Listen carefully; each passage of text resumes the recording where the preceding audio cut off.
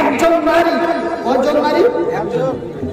একজন নারী চারজন পুরুষকে জাহান্নামে নিয়ে যেতে পারে, একটা ক্ষমতা এক নারীর মধ্যে দিয়েছে। একজন নারী চারজন পুরুষকে জাহান্নামে নিয়ে যেতে পারে। কারা কারা চারজন? কে? নাম্বার 1 তার স্বামী, নাম্বার 2 তার বড় ভাই, নাম্বার 3 তার বাবা, নাম্বার 4 তার বড় দাদা। বড় দাদা, তুমি বড় হয়ে গেছো, তোমার বাবা দুনিয়া থেকে চলে গেছে, তোমার মায়ের দেখাশোনার দায়িত্ব তোমার। তোমার মা যদি বেহায়া বেপরদা নির্লজ্জা হয়ে চলে, একে শাসন করার দায়িত্ব তোমার। আর না হলে কাল কিয়ামতের দিন হাসরের ময়দানে কাঠগড়ায় জবাব দিতে হবে। যেন বাবা মারা গেছে, দায়িত্ব তোমার। এই জন্য আমি মহিউদ্দিন বলছি, আমার মায়েরা, আমার বোনেরা সেই দিন জাহান্নামের ভিতরে। তারপরে আরেকটু এক জায়গা দেখছে, কিছু কিছু মায়া লোককে খুব খুব ফান দিয়ে টাইমে দিয়েছে, আর নিচে থেকে আগুনের তাপ দিচ্ছে, আর কো করে চিল্লেছে, বুঝে ইয়ারা কারা, বুঝে ইয়ারা, বুঝে ইয়ারা হয়েছে এই বাড়ির লোক, এই বেটি ছেলের কথা ওই বেটি ছেলেকে লাগিয়ে দিয়েছে, ওর কথা একে লাগিয়ে দিয়েছে, এক কথা ওকে লাগিয়ে দিয়েছে, মানে মুনাফিকি করে বেড়াচ্ছে। ওই লাগা লাগে, আমি কাছিয়া লাগা লাগে।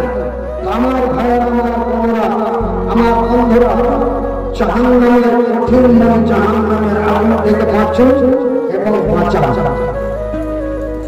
জানেন জাহান্নাম কত ভয়াবহ খতরনাক জায়গা, যে জাহান্নামের গর্ত কত গর্ত। এই পৃথিবীর যতগুলো মানুষ রয়েছে, হিন্দু, মুসলিম, জৈন, বৌদ্ধ, খ্রিস্টান, ইহুদি, নাসারা, দেওবন্দি, বেরেলি, হানাফি, কাদিয়ানি, মালকি, হাম্বলি, শিয়া, সুন্নি, খান, পাঠান, যত রকমের মানুষ আছে, সমস্ত জাহান্নামীদেরকে ওই জাহান্নামে প্রবেশ করাবে। তবে সেই জাহান্নামের গর্তটা কত হতে পারে? ভাইজান, একটি জাহান্নামকে জ্বালানো হলো, জ্বালাতে আগুনের রং হয়ে গেল লাল। জিব্রাইল ফেরেশতা এসে বলছেন আরো জ্বালাও। আবার জ্বালাতে এবার জাহান্নামের আগুন হয়ে গেল সাদা। কোন রং হলো? সাদা হয়েছে। কত খতরনাক আগুনে আপনাকে আমাকে ফেলা হবে। যারা বেহায়া, বেপরদা, নির্লজ্জা, সুদ, ঘুষ, অন্যায়, অবিচার করে চলে, আবার জ্বালাতে হয়েছে। বলেন না, আরো জ্বালাও। জ্বালাতে এবার আগুনের রং হয়ে গেল কালো। কি হলো? কালো। এত কালো, এই তারের মতো কালো। একটা আঙ্গুল আগুনের দিকে দিলে এই পার থেকে ওই পার দেখা যায় না, এমনই কালো আগুন।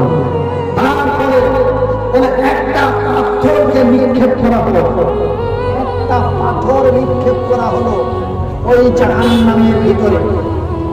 সেই পাথরটা ফেলার পরে জাহান্নামের শেষ সীমানায় পৌঁছাতে পাথরটিকে সহ 10,000 বছর লাগবে। তবে কতই গর্ব! এই হলো জাহান্নাম। এই জাহান্নাম আল্লাহ বানিয়েছেন কার জন্য? কুকুরের জন্য, মানুষের জন্য। এই জাহান্নামে যাবে কে? গরু। জান্নাত এবং জাহান্নাম আমার আল্লাহ কোন গরু ভেড়া ছাগল চতুষ্পঞ্চম কীট পতঙ্গের জন্য জান্নাত বানায় নাই। জান্নাত বানিয়েছেন এই পৃথিবীর মানুষের জন্য, জাহান্নাম বানিয়েছেন এই পৃথিবীর মানুষের জন্য। এই হলো এই জাহান্নাম। জাহান্নাম কত ভয়াবহ জায়গা। আল্লাহ রাব্বুল আলামিন যেন আমাদেরকে কঠিন জাহান্নামের আগুন থেকে নিরাপত্তা করেন, বলি আমিন। আর একটু বলি আমিন। আমার ভাইরা, এই জাহান্নামের আগুন থেকে যদি বাঁচতে চান, আর অল্প কিছুদিন পরে চলে আসছে রমজান মাসের রোজা। এই রোজার মাসে আমরা আল্লাহর কাছে তওবা তাহির করে কেঁদে কেটে আমরা জাহান্নামের আগুন থেকে ক্ষমা চাইব।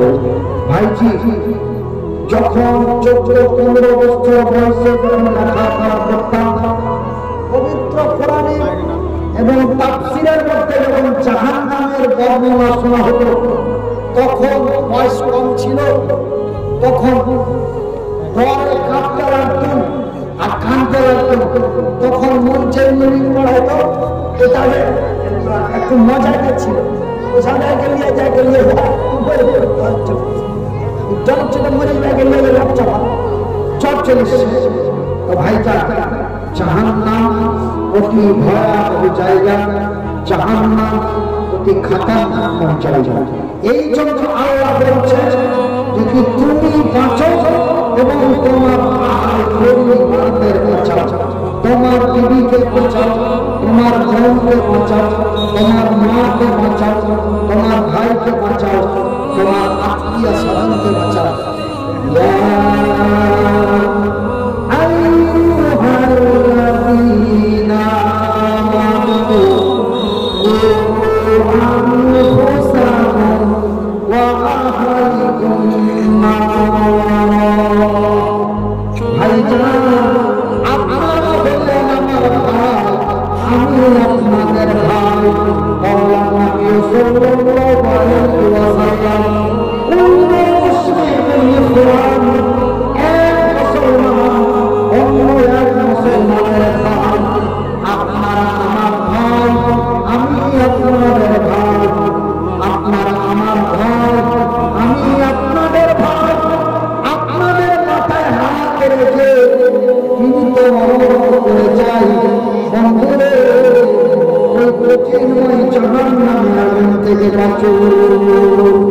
আমি আপনার ভাই হিসাবে অনুরোধ করে যাচ্ছি, এইবার জাহান্নাম দর্শন করা হলো, এইবার আমার রাসূলকে নিয়ে চলে গেলেন জাহান্নাম দেখাতে নিয়ে যাওয়া হলো। জাহান্নাম, জাহান্নামের দর্শন তো হয়ে গেল, এবার জান্নাত দেখাতে নিয়ে যাওয়া হলো। ও ভাই, এই জান্নাতের কথা বলো, এইবার নিয়ে যাওয়া হলো জান্নাত দেখাতে। এইবার জান্নাত দেখাতে নিয়ে যাওয়া হলো। ভাই গো, জান্নাতের দিকে যেতে যেতে যেতে যেতে যেতে যেতে যেতে যেতে যখন জান্নাতের কাছাকাছি যায়, জান্নাতের ভিতর থেকে আওয়াজ পাওয়া যায়।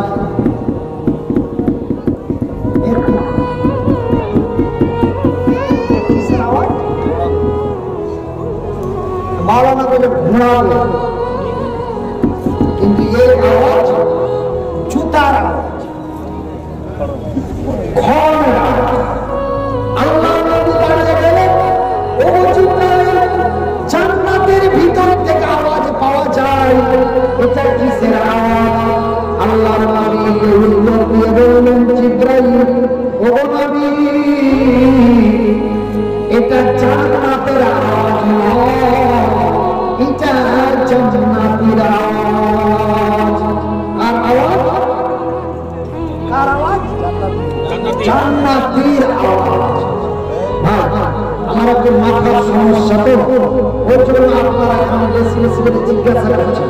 আপনারা যখন আমার কথাটার উত্তর দিয়ে দিচ্ছেন, তখন পরের কথাটা আমি ঘুরে পেয়ে গেছি। আপনারা মন খারাপ করবেন না, মানে আমি 3 মাস আগে একটা সিটি স্ক্যান করলাম, তো সিটি স্ক্যানে যে রিপোর্ট ধরা পড়েছে ডাক্তার আমাকে ধরে বলেনি। আর একটা যখন সিটি স্ক্যান করে দেখুন বলছে মাওলানা আপনার ভাগ্য ভালো, অনেকটা সুস্থ হয়েছে। বলছে ইয়ার আগের রিপোর্টে যেটা পেয়েছিলাম আপনার দুটা তার, এই যে এরকম তার আছে না মানুষের ভিতরে, ওই তার গালাকে আমরা কি করছি